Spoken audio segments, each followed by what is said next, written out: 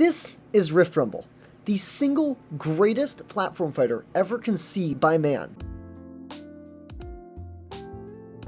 So, where we last left off, the demo was almost done. So why did it take over a month from when I said that to make this video and still not have a demo to show for it?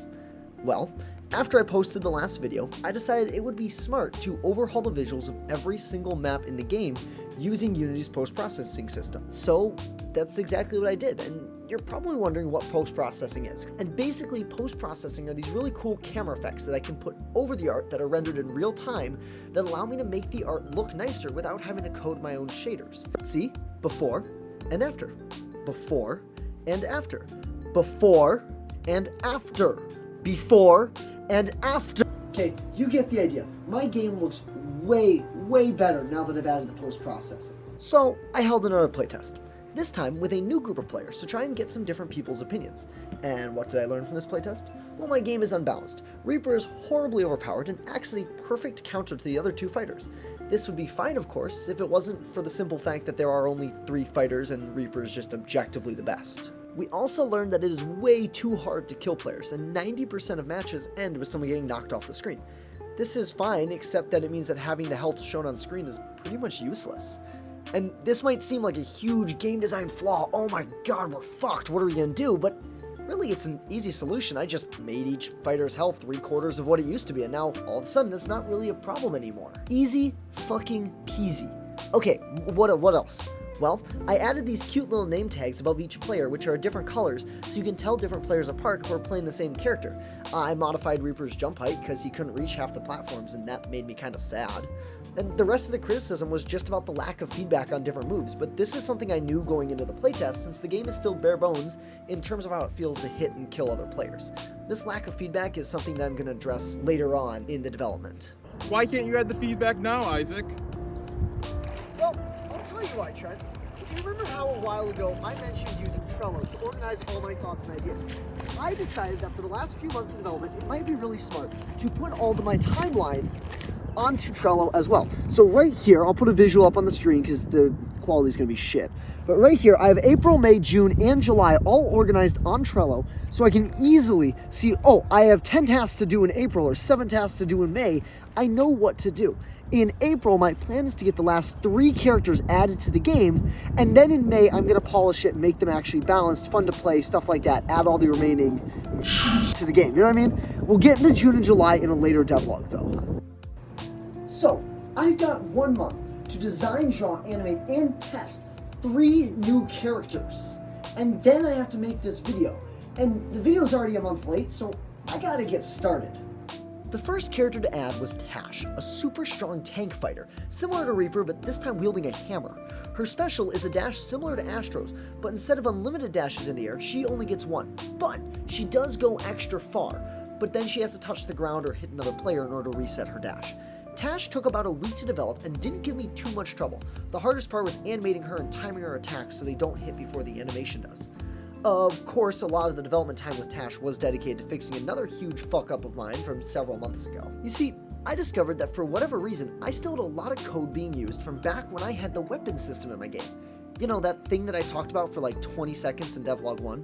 Well, it turns out, for some reason, I decided to give each fighter a unique variable to hold their attacks instead of each using the same one. This is silly because it adds a ton of code every time I want to add a new character. So I just added a little bit of code that says, hey, dumb fuck, just use the default weapon slot. Then I changed each new fighter's default weapon slot on each attack to utilize their attacks, since each fighter is a separate game object anyway. And I know that probably doesn't make much sense, but it doesn't really matter. Basically, TLDR is the fighters just are easier for me to add more of now. That's it. I just made it smarter. So, it's kind of been 2 weeks since I recorded that last clip. I may or may not have added 2 more characters to the game. And like, I know what you're thinking. That is... Hey, Isaac, didn't you literally spend all of December adding a single character to the game? How have you gone and done 3 characters in 3 weeks? And the simple answer to that is I just locked the fuck in. So let me give you the rundown because I'm running out of time to make this video. After I added Tash, the next fighter on my list was her brother, Jack. Jack is a super light sword fighter who's probably my favorite special move in the entire game. Jack throws his sword and gives the player control of its movements. Then Jack gets teleported to the first thing his sword hits, whether that's the ground or another player. And then, on the night of April 20th, I got bored and spent 5 grueling hours programming, drawing, and animating the entire final character, and that final fighter is the Old One. The Old One is an ancient robot who uses both a sword and a gun in his moveset. This leads to him being a very strange character to play, since he is best used by constantly changing your distance from your opponents. The Old One's special activates his jetpack and launches him into the air, and then lets him glide safely back down. It's May now. So, I kind of paused development for the last 2 weeks of April while I went to the VexU World Championship with my team. We did pretty good, by the way. But now I'm back and I'm ready to finish this game. And what did I do? Well, I showcased my game at my school's Spring Game Expo. I then started the fabled UI rework. I called this 4-hour sprint Isaac's Phenomenal UI Revamp Part 1. Why Part 1? Well, normally to work on art, I have to travel about 100 miles to a relative's house where I keep my painting supplies, but since next week is finals week, and I'm heading home for the summer after that, there's no reason for me to travel an hour and a half to paint when I could just wait a week and do all the remaining art then. The TLDR of this is, I'll do the UI Revamp Part 2 after the semester ends. What's left to do then for Rift Rumble? Well, lots of polishing. So much polishing. My game needs to be more polished than a bald man's head.